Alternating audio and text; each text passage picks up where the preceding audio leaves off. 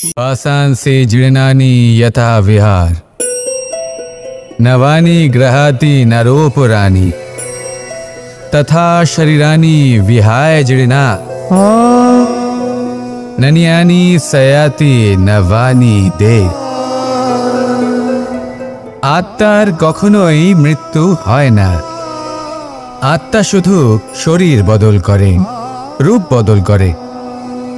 আর যেখানে আত্মার মৃত্যু হতে পারে না সেখানে প্রেম কিভাবে সমাপ্ত হতে পারে? কারণ প্রেম হলো নিজেই পরমাত্মার রূপ। কখনো সে সীতার খোঁজে বনে বনে ছুটে বেরিয়েছে, কখনো সে রাধার প্রেমে বনকে বৃন্দাবন রূপে সাজিয়ে তুলেছে, কখনো সে কানাই রূপে গোকুলবাসীদের মন জয় করে নিয়েছে, আবার কখনো সে মাখন চোর নন্দলালের রূপে সবার মনে ভালোবাসার স্রোত বইয়েছে। কখনো নিজের হাতে বাঁশি নিয়ে তাতে ভালোবাসার সুর তুলেছে, আবার কখনো নিজের আঙুলে সুদর্শন চক্র ধারণ করে ধর্ম এবং প্রেমের বিরোধীদের সংহার করেছে। কখনো সে যশোদানন্দন হয়ে গোকুলে অনেক লীলা করে বেরিয়েছে, আবার কখনো দেবকী নন্দন রূপে কংসের লীলার পরিসমাপ্তি ঘটিয়েছে। কখনো যুদ্ধ বিমুখ হয়ে প্রজাদের রক্ষা করেছে, আবার কখনো ধর্ম রক্ষার জন্য সে যুদ্ধে অবতীর্ণ হয়েছে সারথীর রূপে এবং এই সংসারকে গীতার জ্ঞান প্রদান করেছে। এই ভালোবাসা নয় তো কি? যে গোলকে নিজের রাধাকে হারানোর পরে নিজেও পৃথিবীতে অবতীর্ণ হয়েছে এই সংসারকে প্রেমের শিক্ষা দিতে। এই প্রেম ছাড়া আর কি যে বৈকুণ্ঠে নিজের লক্ষ্মীকে হারিয়ে সেই সংসারে শ্রীনিবাসের রূপে এসেছে, এই সংসারে নিজের ভালোবাসাকে পেতে এসেছে। এই প্রেম হলো অনন্ত, এর যাত্রা হলো অনন্ত এবং এই প্রেম যার যাত্রার কোনো অন্ত নেই আর যার প্রভাব হলো সুগভীর, সেই পরমাত্মারূপী প্রেমকে এই প্রেম দূতের প্রণাম। আসুন আর আমার সাথে ভালোবেসে বলুন রাধা রাধা। কোনো বাড়িতে কোনো পরিবারে যখন কারোর জন্ম হয় তখন তা কত সুখের মুহূর্ত হয়। সেই ছোট্ট সন্তান যখন কিছুটা বড় হয় সে হাঁটার চেষ্টা করে, আর সেই প্রক্রিয়াতেও খুব বড় একটা শিক্ষা লুকিয়ে রয়েছে, ঠেলে দেওয়া। যখন আপনি হাঁটতে চান, সামনে এগোতে চান, তখন আপনি কি করেন? নিজের পায়ের তলার যে মাটি তাকে আপনি পেছনে ঠেলে দেন। ব্যাস, এই একই জিনিস তো জীবনেও শিখতে হবে। এবার যদি আপনি জ্ঞানের পথে অগ্রসর হতে চান তাহলে অজ্ঞানতাকে পেছনে সরিয়ে দিতে হবে। যদি আপনি প্রকাশের দিকে এগোতে চান তাহলে অন্ধকারকে পেছনে সরিয়ে দিতে হবে। যদি আপনি ভবিষ্যতে সফল হতে চান তাহলে অতীতের যে অসফলতাগুলিকে পেছনে সরিয়ে দিতে হবে। যে জল বইতে বইতে থেমে যায় তাকে আমরা নালা বলে থাকি, তার থেকে দুর্গন্ধ বের হয়। কিন্তু যে জল বইতেই থাকে তাকেই আমরা পবিত্র জল বলি। তাহলে আপনিও কর্ম করতে থাকুন, কখনো থামবেন না। আর আমার সাথে ভালোবেসে বলুন রাধা রাধা। কখনো কখনো আমাদের জীবনে দুঃখ আসে এবং তার কারণ হলো সন্দেহ। মানুষ আমাদের উপর সন্দেহ করে, আমাদের কর্ম নিয়ে, আমাদের মানসিকতা নিয়ে, আমাদের কথা নিয়ে, আমাদের চরিত্র নিয়ে। কখনো কখনো আমরা শুভ উদ্দেশ্য নিয়ে কারোর মঙ্গল কামনা করি, তার জন্য কোনো ভালো কর্ম করি এবং সেই ব্যক্তি আমাদের বন্ধুত্ব নিয়েই, আমাদের সম্পর্ক নিয়ে, আমাদের সততা নিয়ে প্রশ্ন করতে থাকে, আমাদের সন্দেহ করে। তখন আমাদের দুঃখ হয়, কিন্তু এটা হওয়া উচিত নয়। কারণ যখনই কোনো ব্যক্তি আপনাকে সন্দেহ করছে তাতে আপনারই মূল্য বৃদ্ধি পাচ্ছে। এবার আপনি বলবেন এ কি করে সম্ভব হতে পারে? একটা কথা বলুন, আপনি কখনো শুনেছেন যে কয়লার শুদ্ধতার পরিমাপ করা হচ্ছে। শোনেননি?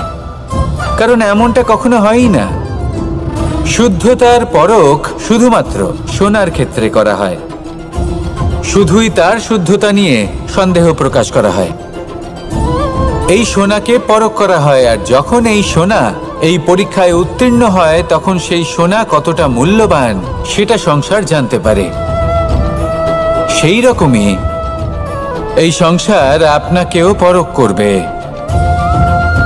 যখন আপনি এই পরীক্ষায় উত্তীর্ণ হবেন তখন আপনার মূল্য কতটা অধিক সেটা এই সংসারও জানতে পারবে। সেই জন্য যখনই কেউ আপনার উপর সন্দেহ করবে, দুঃখ পাবেন না। শুধু এই কথাটার খেয়াল রাখবেন, আপনি কি উচিত পথে চলেছেন, উচিত কর্ম করছেন।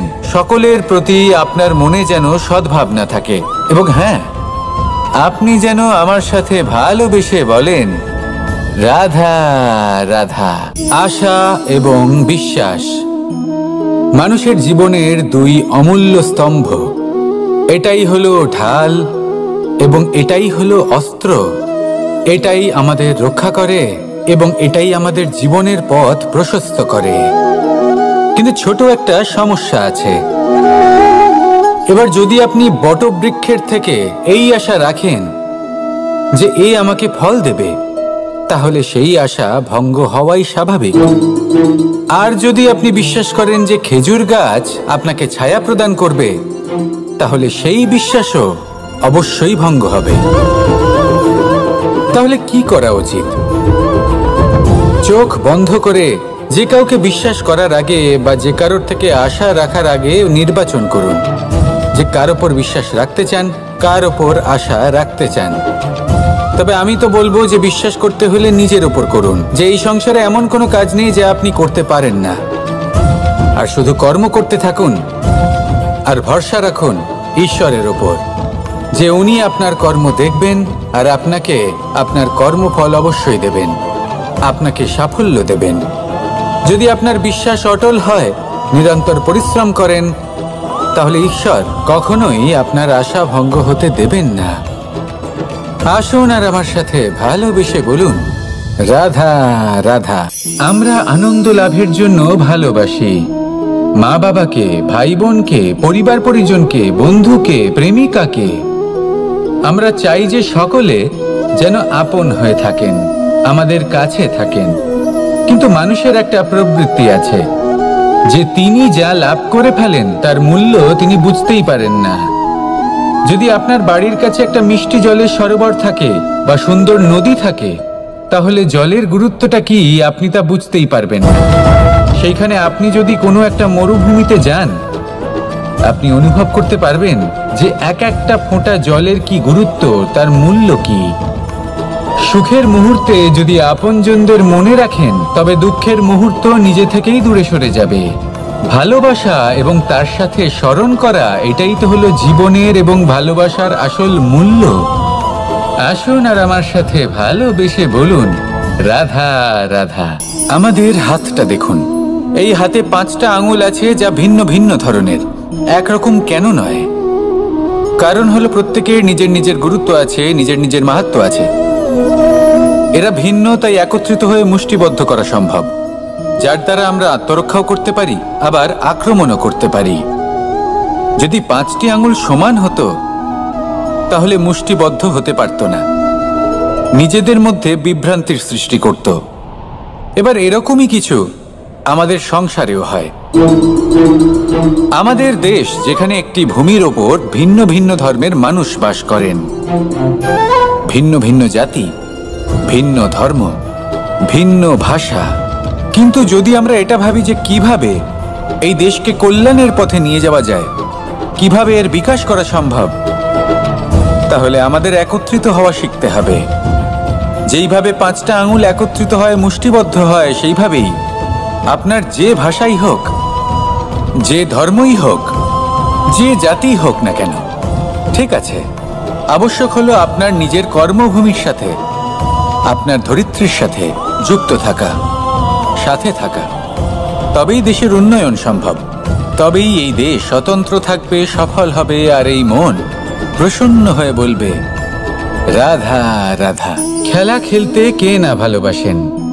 আমরা প্রত্যেকেই যখন সময় পাই, সুযোগ পাই, তখনই আমরা কোনো খেলা খেলি।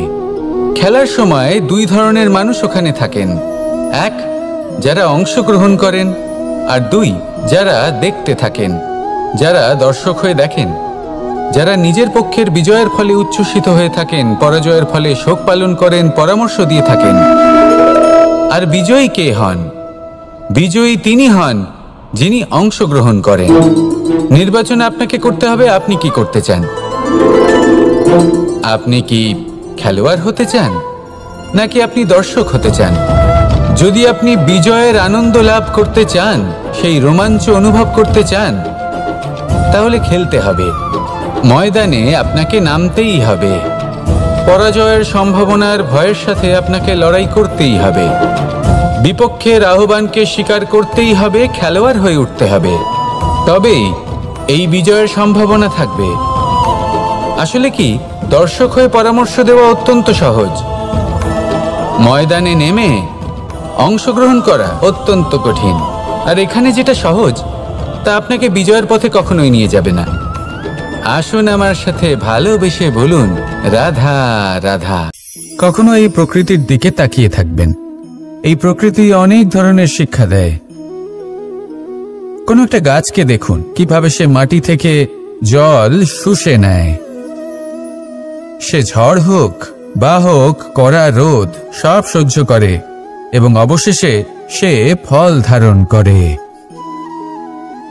আর সেই ফল উৎপন্ন করার পরে সে ফল কিন্তু সে নিজে গ্রহণ করে না, এই সংসারকে প্রদান করে, যাতে পশু পাখি মানুষ তারা এই ফল গ্রহণ করে শক্তিশালী হয়ে উঠতে পারে, সুস্থ থাকতে পারে।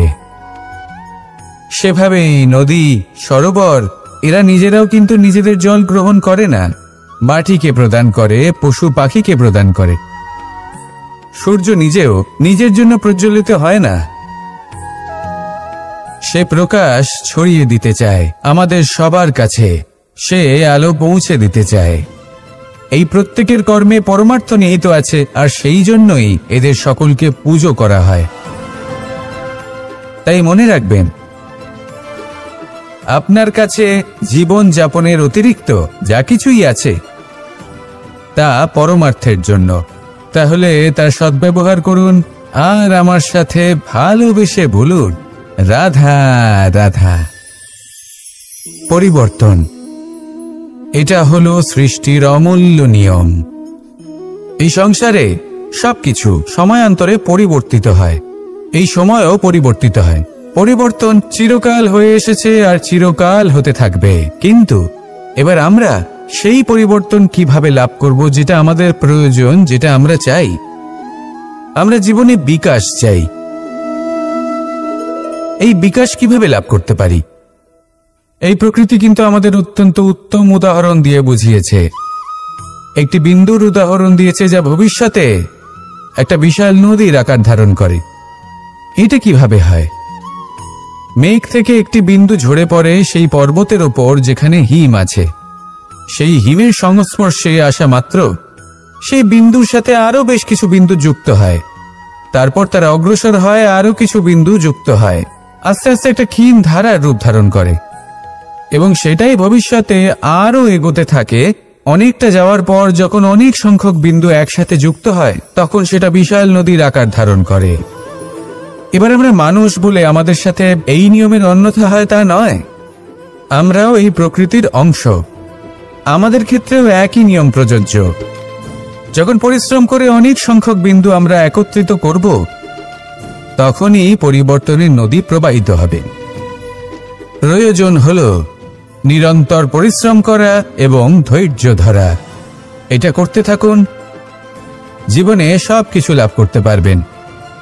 কারণ প্রকৃতি আমাদের এটাই শিখিয়েছে, আর আমরা এই ব্রহ্মরই একটি অংশ, যার দ্বারা এই ব্রহ্মাণ্ড নির্মিত। আসুন আমার সাথে ভালোবেসে বলুন, রাধা রাধা। প্রত্যেক মানুষ নিজের জীবনে দুঃখ অনুভব করেন। প্রত্যেকের দুঃখ আলাদা হতে পারে। কারোর মনে এই দুঃখ থাকে যে সে তার বাবা মায়ের সব ইচ্ছে পূরণ করতে পারেননি। কেউ এটা ভেবে দুঃখ পান যে সে চিরকাল সদাচার করেছেন, সৎকর্ম করেছেন, কিন্তু তাও তাকে দুরাচারী বলে মনে করা হয়। কেউ এটা ভেবেও দুঃখ পান যে তার সামনে যে ব্যক্তি রয়েছেন তার চোখে তিনি শত্রু হয়ে উঠেছেন বা দুষ্ট হয়ে উঠেছেন, যেখানে তিনি হয়তো কোনো অনুচিত কাজই করেননি। এবার এই সমস্ত বিষয় নিয়ে ভেবে নিজের ব্যক্তিত্ব নিয়ে সন্দেহ প্রকাশ করবেন না।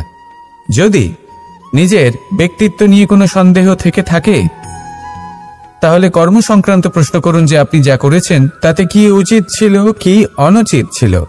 যেটা প্রয়োজন সেটা এটা বোঝার যে আপনার অন্তর্মন, আপনার বিবেক আপনাকে কি বলছে, আর আপনার অন্তর্মন আর আপনার বিবেক আপনাকে যেটা করতে বলবে শুধু সেটাই করুন। আর তারপরে এই সংসার কি বলবে, কি ভাববে সেসব নিয়ে ভাবতে যাবেন না, কারণ এই সংসার তো ঈশ্বরকেও প্রশ্ন করে থাকে, ঈশ্বরকেও দোষী মনে করে।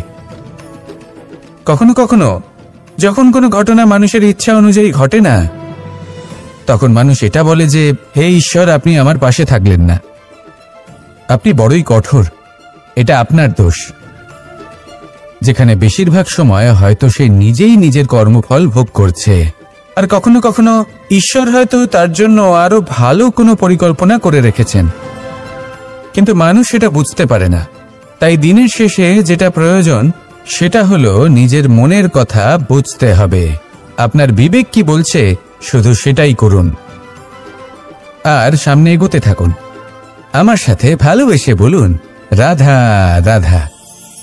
পাশা নামক এই খেলাটি আপনারা নিশ্চয়ই খেলেছেন, না খেলে থাকলে দেখেছেন, আর যদি দেখেও না থাকেন তাহলে নিশ্চিত রূপে শুনেছেন। মহাভারতের এই মহাযুদ্ধ কোথাও না কোথাও এই পাশা নামক খেলার কারণে হয়েছিল। পাশার এই বিচিত্র খেলা, দান, এইসবের কারণে কেউ নিজের মাথায় রাজ মুকুট পরিধান করেছিলেন, আবার সেখানে পরাজিত হওয়ার জন্য কাউকে বনবাস ভোগ করতে হয়েছিল। কিন্তু এই খেলা সমাপ্ত হওয়ার পরে সমস্ত ঘটি আর এই পাশার ছক একই পুটলিতে স্থান পেল। এটাই হলো আমাদের জীবন। এই সংসারে আমরা জয় পরাজয়ের বিষয়ে এতটাই ভাবি, এত চিন্তা করি যে এই জীবনের খেলার আনন্দটাই উপভোগ করতে পারি না। আর অবশেষে কি হয়? কেউ জয়ী হন, কেউ পরাজিত হন, কিন্তু দুজনেই একই স্থানে পৌঁছে যান। প্রত্যেক ব্যক্তি মৃত্যুর পরে একটি নির্দিষ্ট স্থানেই পৌঁছতে বাধ্য,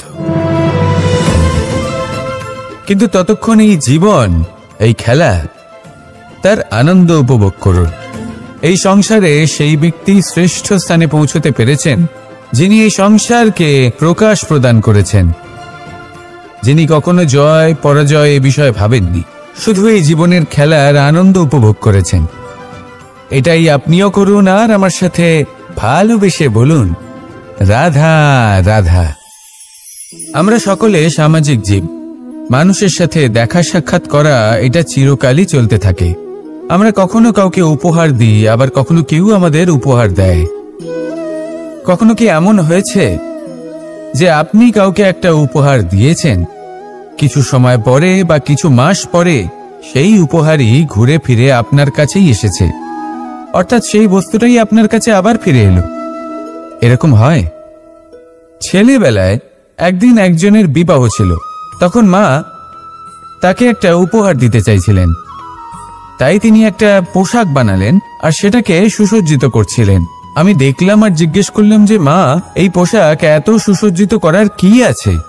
তখন মা বললেন যে কানাই, কখনো কাউকে এমনই উপহার দেবে, এমন প্রকারে দেবে যে সেটা যদি আবার ঘুরে ফিরে তোমার কাছে ফিরে আসে তাহলে যেন তোমার খারাপ না লাগে। এটাই কিন্তু হয় আমাদের ব্যবহারের সাথে, কর্মের সাথেও এবং আমাদের কথার সাথেও। তেমনই আচরণ করবেন যে আচরণ আপনি সহ্য করতে পারবেন। যদি মুখ থেকে কটু কথা বেরোতে থাকে তখন নিজেকে সংযত করে নিন। সেই শব্দের প্রয়োগ করুন যেটা আপনি তার বদলে শুনতে চাইবেন এবং আপনার দুঃখও হবে না, কারণ আপনার কর্ম এমন একটা উপহার যেটা আবার ঘুরে ফিরে ফলস্বরূপ আপনার কাছেই আসবে।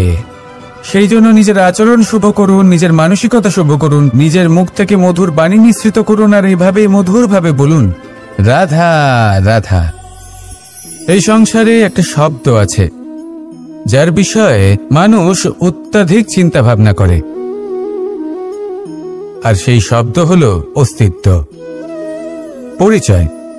প্রত্যেক ব্যক্তি এই সংসারে নিজের অস্তিত্ব গড়তে চায়, আর ছোট থেকে এটাই হয়। যখন আমরা শ্রেণীকক্ষে যাই, পড়তে যাই, তখন আমরা এটাই ভাবি যে আমরা নিজেদের অস্তিত্ব গড়ব, সুনাম অর্জন করব। সকল ব্যক্তি যাতে এটাই বলে যে এই হলো সর্বশ্রেষ্ঠ ছাত্র, আর এটাই আমাদের পরিচয়। কার্যক্ষেত্রেও আমরা ঠিক এটাই চেষ্টা করি, পরিশ্রম করতে থাকি এবং ভবিষ্যতে গিয়ে আমরা নিজেদের পরিচয় খুঁজে পাই। পরিচয়ের সাথে সাফল্য আসে, আর সাফল্যের সাথে আসে অস্তিত্ব।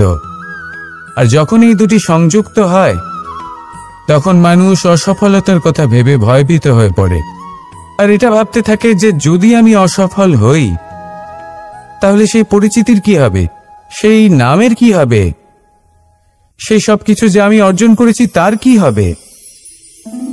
সে ভয়ভীত হয়ে পড়ে, আর এই ভয়ের কারণে তার বিকাশ কোথাও না কোথাও অবরুদ্ধ হয়। সে শ্রেষ্ঠ কর্ম করা বন্ধ করে দেয় এবং শুধুই সুরক্ষিত থাকতে চেষ্টা করে।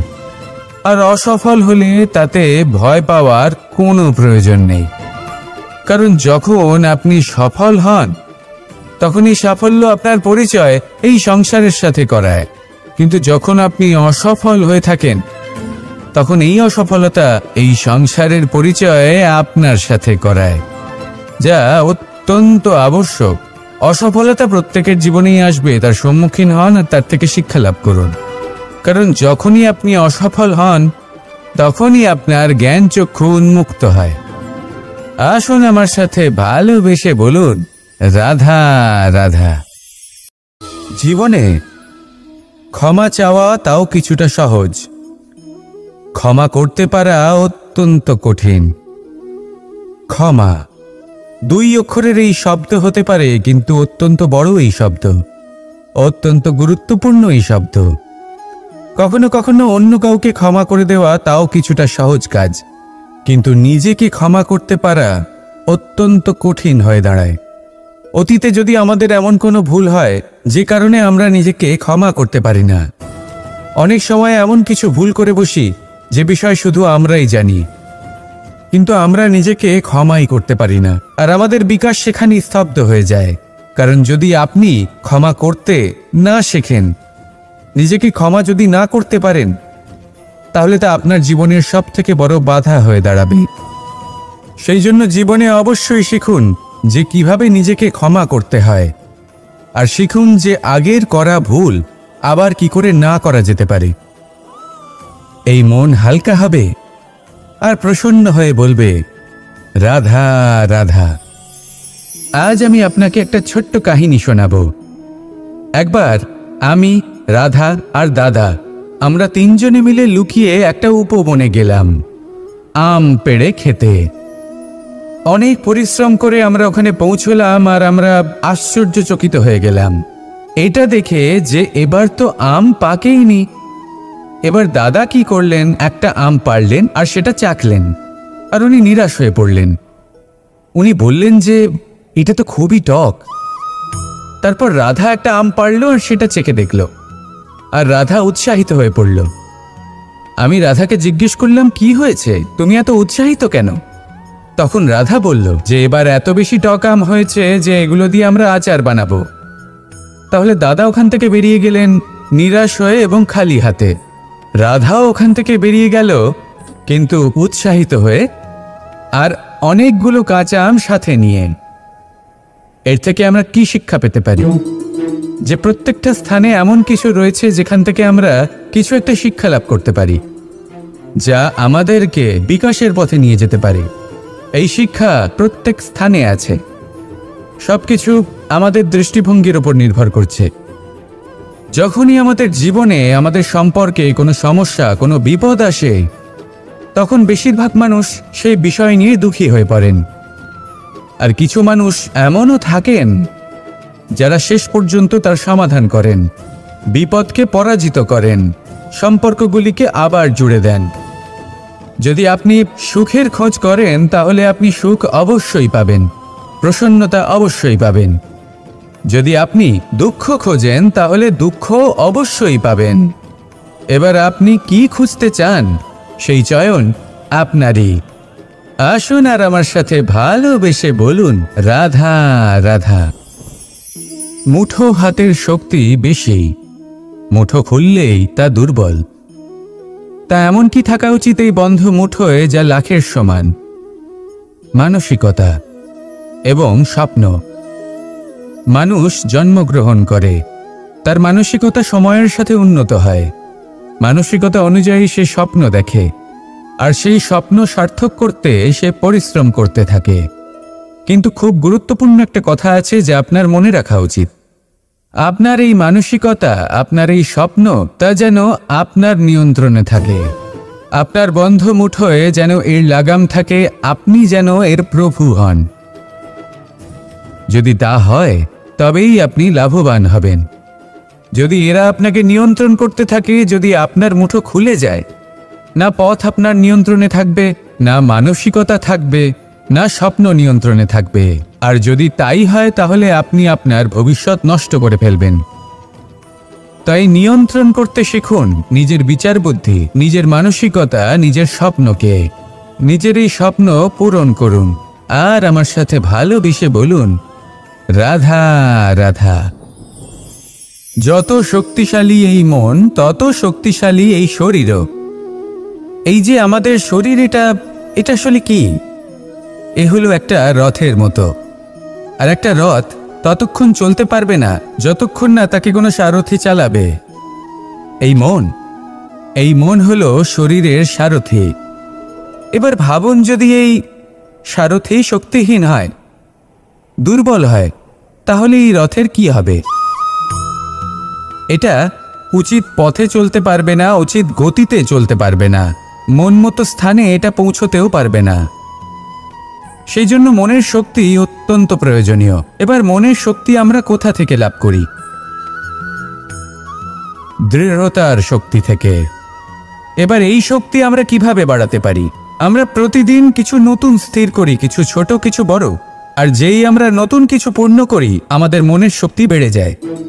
আর যদি পূর্ণ না করতে পারি, মনের শক্তি কমে যায়।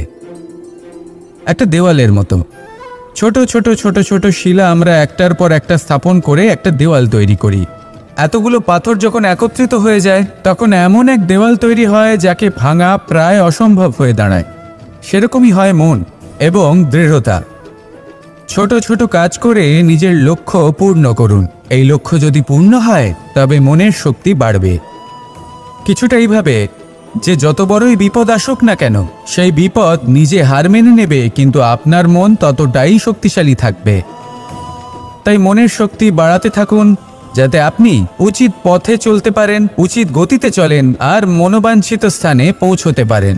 তবেই এই মন প্রসন্ন হয়ে বলবে, রাধা রাধা। মানুষ সবসময় চায় যে তার জীবনে যেন কখনো কোনো সমস্যাই না আসে। সে চায় তার জীবন যেন শুধুমাত্র শান্তি এবং সুখের দ্বারা পূর্ণ থাকে। কিন্তু এই চাহিদা অনুচিত কিছু নয়। আমরা সবাই এটাই চাই যে জীবনে সুখ থাক, শান্তি থাক।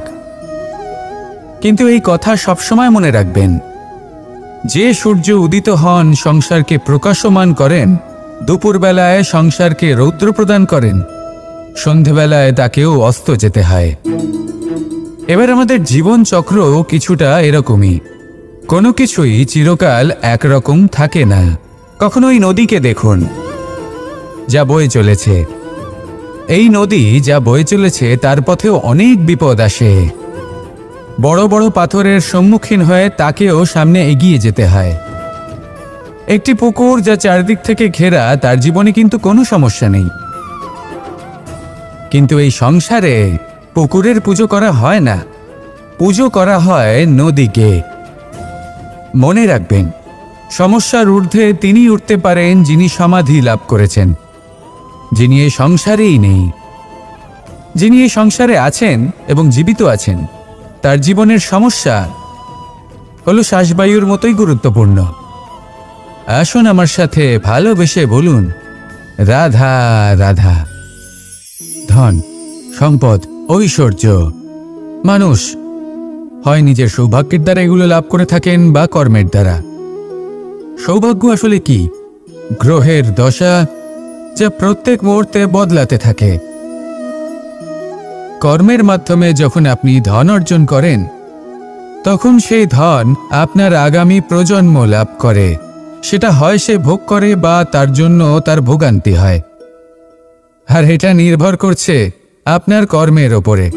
কি কর্ম করেছেন আপনি সেই ধনকে লাভ করার জন্য? যদি আপনি সৎ পথে চলেন, নিষ্ঠা ভরে আপনি কর্ম করে থাকেন এবং তার ফলে আপনি ধন অর্জন করে থাকেন, তাহলে আপনার আগামী প্রজন্ম সেটা ভোগ করবে, সেটা প্রয়োগ করবে নিজের বিকাশের জন্য। কিন্তু যদি আপনি কুকর্ম করে থাকেন, কোনো রকম ছলনা করে থাকেন এই ধন লাভ করার জন্য, তাহলে 100% আপনার আগামী প্রজন্মকে এর জন্য ভুগতেই হবে। তাহলে আপনি কি চাইবেন? যে আপনার আগামী প্রজন্ম সুখ ভোগ করবে, নাকি আপনার কুকর্মের পরিণাম ভোগ করবে? নির্বাচন আপনারই। আসুন আমার সাথে ভালোবেসে বলুন রাধা রাধা। এই সংসারে যখনই কোনো সমস্যা আসে, তখন আমরা আমাদের সব থেকে বড় সম্বলের কাছে আশ্রয় খুঁজি, তা হলো আমাদের বিশ্বাস। এবার প্রশ্ন হলো এটাই যে এই বিশ্বাস কার উপর করা যেতে পারে? পরিবারের উপর, বন্ধুর উপর, নাকি তাদের উপর বিশ্বাস করা উচিত যাদেরকে আমরা কখনো সঙ্গ দিয়েছি? দেখুন, এই সংসারে বিপদের সম্মুখীন হলে কে আপনাকে সাহায্য করবে সেটা নির্বাচন করা আপনার হাতে নেই। সেটা সেই সকল ব্যক্তির উপর নির্ভরশীল যে তারা আপনাকে সাহায্য করবে নাকি করবে না। অর্থাৎ যখনই কোনো বিপদ আসে, সর্বপ্রথম তার সম্মুখীন আমাদের নিজেকেই হতে হয়, আর তার জন্য প্রস্তুত থাকা প্রয়োজনীয়। সেই শক্তি, সেই সাহস অর্জন করা প্রয়োজনীয়। দেখুন, যখনই অন্ধকার আসে তখন সবার আগে কি আপনাকে ত্যাগ করে চলে যায়? আপনার নিজেরই ছায়া। এই অন্ধকারের সম্মুখীন হতে হয় অন্তরের প্রদীপের দ্বারা, অন্তরের আত্মা দ্বারা। তবেই আপনি অন্ধকারের ওপর জয়লাভ করতে পারবেন। সেই জন্য যে বিপদই আসুক না কেন, নিজেকে তার জন্য প্রস্তুত রাখা উচিত। সেই সাহস নিয়ে আসুন। এমন কোনো বিপদ নেই যা আপনাকে ভেঙে দিতে পারে। আসুন আমার সাথে ভালোবেসে বলুন রাধা রাধা। পাষাণ সে জীর্ণানি যথা বিহার, নবানি গ্রহাতি নরোপরানি, তথা শরীরানি বিহায় জীর্ণা, ননিয়ানি সয়াতি নবানি দে। আত্মার কখনোই মৃত্যু হয় না। আত্মা শুধু শরীর বদল করে, রূপ বদল করে। আর যেখানে আত্মার মৃত্যু হতে পারে না, সেখানে প্রেম কিভাবে সমাপ্ত হতে পারে? কারণ প্রেম হলো নিজেই পরমাত্মার রূপ। কখনো সে সীতার খোঁজে বনে বনে ছুটে বেরিয়েছে, কখনো সে রাধার প্রেমে বনকে বৃন্দাবন রূপে সাজিয়ে তুলেছে, কখনো সে কানাই রূপে গোকুলবাসীদের মন জয় করে নিয়েছে, আবার কখনো সে মাখন চোর নন্দলালের রূপে সবার মনে ভালোবাসার স্রোত বইয়েছে। কখনো নিজের হাতে বাঁশি নিয়ে তাতে ভালোবাসার সুর তুলেছে, আবার কখনো নিজের আঙুলে সুদর্শন চক্র ধারণ করে ধর্ম এবং প্রেমের বিরোধীদের সংহার করেছে। কখনো সে যশোদানন্দন হয়ে গোকুলে অনেক লীলা করে বেরিয়েছে, আবার কখনো দেবকী নন্দন রূপে কংসের লীলার পরিসমাপ্তি ঘটিয়েছে। কখনো যুদ্ধ বিমুখ হয়ে প্রজাদের রক্ষা করেছে, আবার কখনো ধর্ম রক্ষার জন্য সে যুদ্ধে অবতীর্ণ হয়েছে সারথীর রূপে, এবং এই সংসারকে গীতার জ্ঞান প্রদান করেছে। এই ভালোবাসা নয় তো কি? যে গোলকে নিজের রাধাকে হারানোর পরে নিজেও পৃথিবীতে অবতীর্ণ হয়েছে এই সংসারকে প্রেমের শিক্ষা দিতে। এই প্রেম ছাড়া আর কি যে বৈকুণ্ঠে নিজের লক্ষ্মীকে হারিয়ে সেই সংসারে শ্রীনিবাসের রূপে এসেছে। এই সংসারে নিজের ভালোবাসাকে পেতে এসেছে। এই প্রেম হলো অনন্ত, এর যাত্রা হলো অনন্ত, এবং এই প্রেম যার যাত্রার কোনো অন্ত নেই আর যার প্রভাব হলো সুগভীর, সেই পরমাত্মারূপী প্রেমকে এই প্রেম দূতের প্রণাম। আসুন আর আমার সাথে ভালোবেসে বলুন, রাধা রাধা। কোনো বাড়িতে কোনো পরিবারে যখন কারোর জন্ম হয় তখন তা কত সুখের মুহূর্ত হয়। সেই ছোট্ট সন্তান যখন কিছুটা বড় হয় সে হাঁটার চেষ্টা করে, আর সেই প্রক্রিয়াতেও খুব বড় একটা শিক্ষা লুকিয়ে রয়েছে, ঠেলে দেওয়া। যখন আপনি হাঁটতে চান, সামনে এগোতে চান, তখন আপনি কি করেন? নিজের পায়ের তলার যে মাটি তাকে আপনি পেছনে ঠেলে দেন।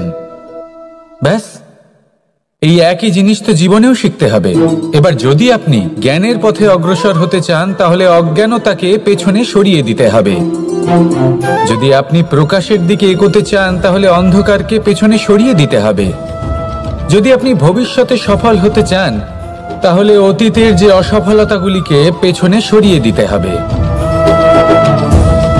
যে জল বইতে বইতে থেমে যায় তাকে আমরা নালা বলে থাকি, তার থেকে দুর্গন্ধ বের হয়। কিন্তু যে জল বইতেই থাকে তাকেই আমরা পবিত্র জল বলি। তাহলে আপনিও কর্ম করতে থাকুন, কখনো থামবেন না। আর আমার সাথে ভালোবেসে বলুন, রাধা রাধা। কখনো কখনো আমাদের জীবনে দুঃখ আসে এবং তার কারণ হলো সন্দেহ। মানুষ আমাদের উপর সন্দেহ করে, আমাদের কর্ম নিয়ে, আমাদের মানসিকতা নিয়ে, আমাদের কথা নিয়ে, আমাদের চরিত্র নিয়ে।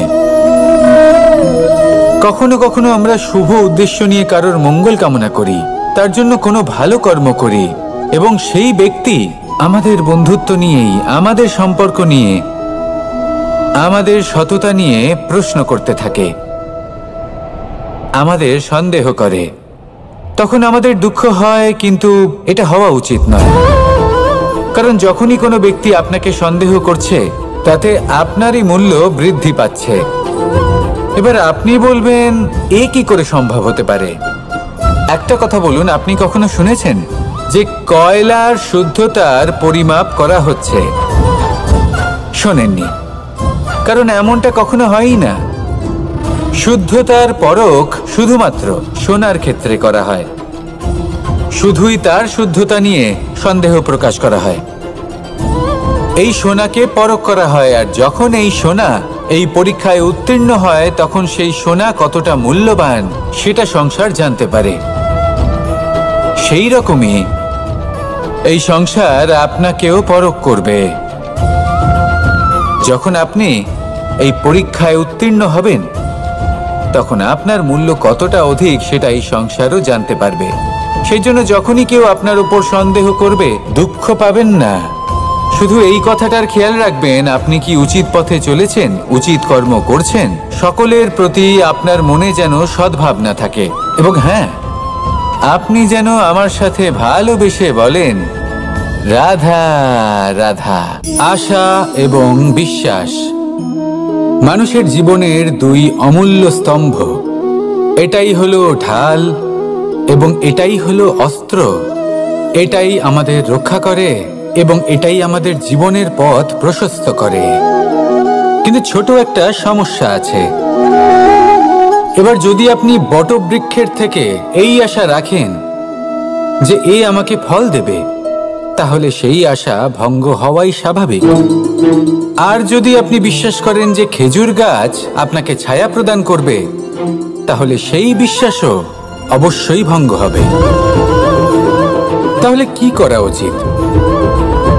চোখ বন্ধ করে যে কাউকে বিশ্বাস করার আগে বা যে কারোর থেকে আশা রাখার আগে নির্বাচন করুন যে কার ওপর বিশ্বাস রাখতে চান, কার ওপর আশা রাখতে চান।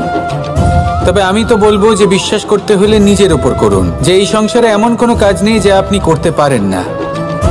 আর শুধু কর্ম করতে থাকুন আর ভরসা রাখুন ঈশ্বরের ওপর, যে উনি আপনার কর্ম দেখবেন আর আপনাকে আপনার কর্মফল অবশ্যই দেবেন, আপনাকে সাফল্য দেবেন।